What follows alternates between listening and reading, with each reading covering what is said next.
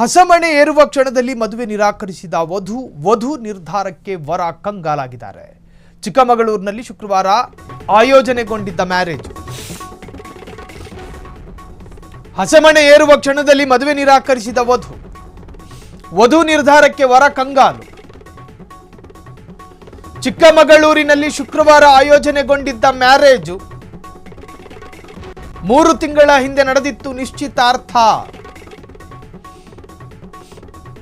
ನಿಶ್ಚಿತಾರ್ಥದ ಬಳಿಕ ವಧು ಕೇಳಿದ್ದ ಪ್ರಶ್ನೆಗಳಿಗೆ ಉತ್ತರ ನೀಡದ ವರ, ತಾಯಿಯ ಅನಾರೋಗ್ಯ ಸೇರಿ ಅನೇಕ ವಿಷಯ ಮುಚ್ಚಿಟ್ಟಿದ್ದವರ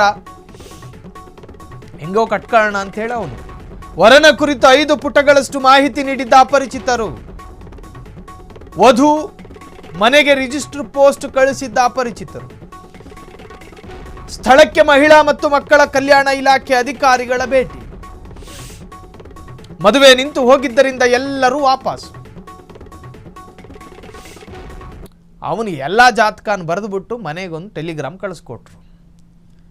ಈ ಹಿಂದೆನೆ ನಿಶ್ಚಿತಾರ್ಥ ಆದ ನಂತರ ಒಂದು 5 ಪ್ರಶ್ನೆಗಳನ್ನು ಕೇಳಲಾಗಿತ್ತಂತೆ.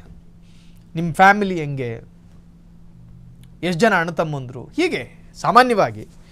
ಸೊ ಆ ಪ್ರಶ್ನೆಗಳಿಗೆ ಉತ್ತರಿಸಿಯೇ ಇರಲಿಲ್ಲ ವಧು ಅನ್ನೋ ಆರೋಪ.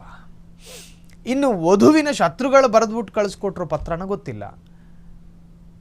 ವರನ ಮನೆಗೆ ಒಂದು ಪತ್ರಿಕೆ ಒಂದು ಲೆಟ್ರ್ ಬರುತ್ತೆ, ಟೆಲಿಗ್ರಾಮ್.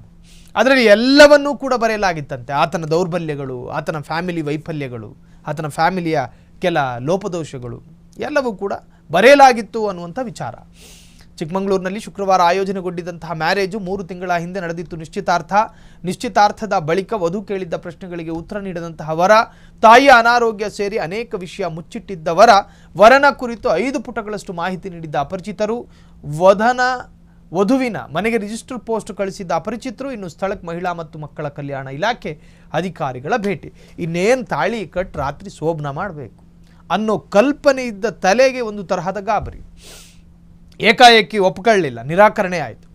ಅಲ್ಲಿ ತಾಳಿ ಕಟ್ಟೋದಕ್ಕೆ ನಿರಾಕರಣೆ ಆಯಿತು ಅಥವಾ ಬೇಡ ಅಂಥೇಳಿ ಹಾಗೆ ಹಸೆಮಣೆಯಿಂದ ಎದ್ರೋ ಗೊತ್ತಿಲ್ಲ. ಚಿಕ್ಕಮಗಳೂರಿನಲ್ಲಿ ನಡೆದಿರ್ತಕ್ಕಂಥ ಘಟನೆ ಇದು. ಬಂದಿದ್ದಂತಹ ಕುಟುಂಬಸ್ಥರೆಲ್ಲರೂ ಕೂಡ ವಾಪಸ್ ಆದರು. ಒಟ್ಟಾರೆ ಮದುವೆ ಮನೆ ಸಂಭ್ರಮದಲ್ಲಿ ಇರಬೇಕಾದ ಆ ಒಂದು ಕಲ್ಯಾಣ ಮಂಟಪ ಶೋಕದಲ್ಲಿ ಮುಳುಗೋಯ್ತು.